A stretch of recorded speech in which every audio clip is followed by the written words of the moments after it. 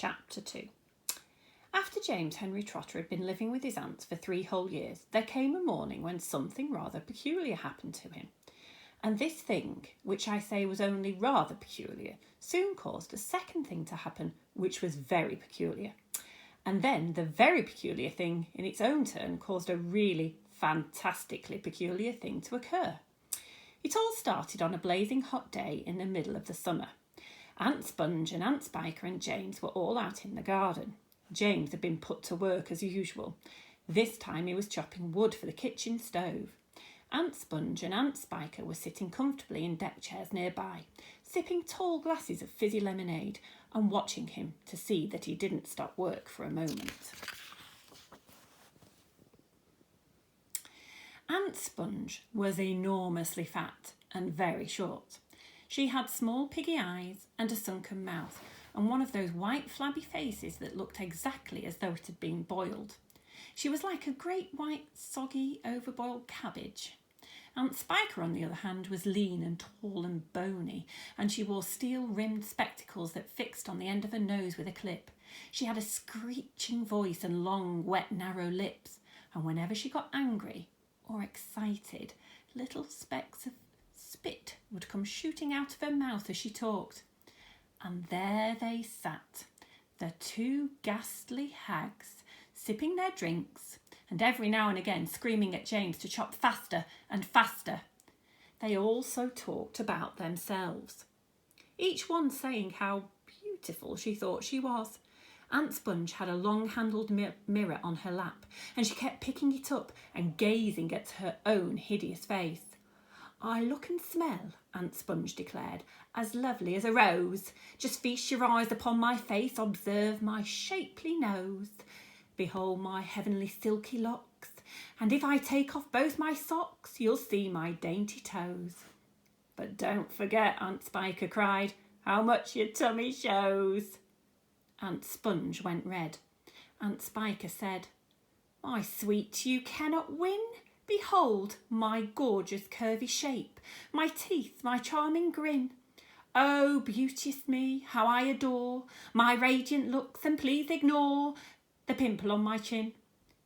"My dear old trout," Aunt Sponge cried out, "you're only bones and skin." "Such loveliness as I possess can only truly shine in Hollywood," Aunt Sponge declared. "Oh, wouldn't that be fine? I'd capture all the nation's hearts, they'd give me all the leading parts, the stars would all resign." "I think you'd make," Aunt Spiker said, "a lovely Frankenstein." Poor James was still slaving away at the chopping block. The heat was terrible. He was sweating all over. His arms were aching. The chopper was a large, blunt thing, and it was far too heavy for a small boy to use. And as he worked, James began thinking about all the other children in the world and what they might be doing at this very moment. Some would be riding tricycles in their gardens. Some would be walking in cool woods and picking bunches of wild flowers.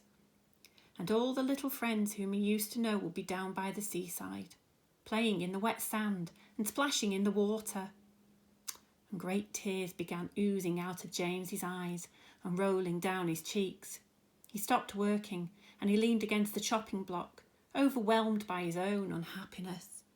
"What's the matter with you?" Aunt Spiker screeched, glaring at him over the top of her spectacles. And James began to cry. "Stop that immediately and get on with your work, you nasty little beast," Aunt Sponge ordered. "Oh, Aunt Sponge," James cried out, "and Aunt Spiker, couldn't we all please just for once go down to the seaside on the bus? It isn't very far and I feel so hot and awful and lonely." "Why, you lazy good-for-nothing little brute," Aunt Spiker shouted. "Beat him," cried Aunt Sponge. "I certainly will," Aunt Spiker snapped. She glared at James, and James looked back at her with large, frightened eyes. "I shall beat you later on in the day when I don't feel so hot," she said. "And now you get out of my sight, you disgusting little worm, and give me some peace." James turned and ran. He ran off as fast as he could to the far end of the garden, and he hid himself behind a clump of dirty old laurel bushes to the far end of the garden. Then he covered his face with his hands and he began to cry and cry. Chapter 3.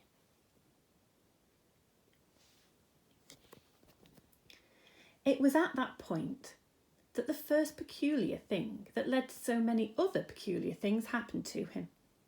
For suddenly, just behind him, James heard a rustling of leaves, and he turned around and saw an old man in a funny dark green suit emerging from the bushes. He was a very small old man, but he had a huge bald head and a face that covered all over with brisky black whiskers. He stopped when he was about 3 yards away, and he stood there leaning on his stick and staring hard at James. And when he spoke, his voice was very slow and creaky. "Come closer to me, little boy," he said, beckoning James with a finger. "Come right up close to me and I will show you something wonderful."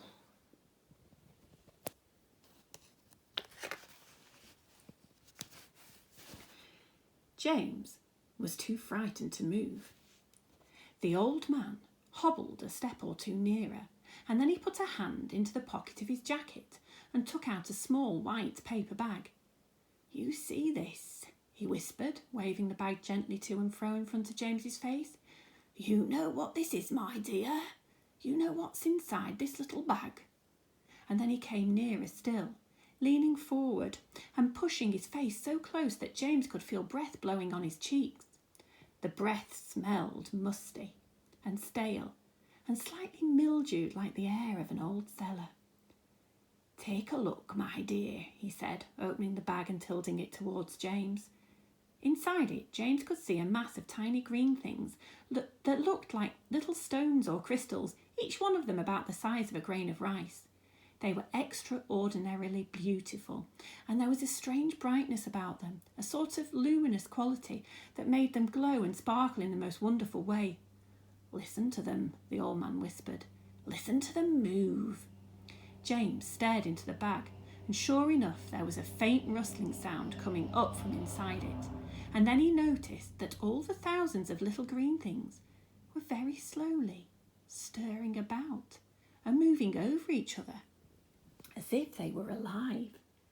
"There's more power and magic in these things in there than in all the rest of the world put together," the old man said softly. But what are they?" James murmured, finding his voice at last.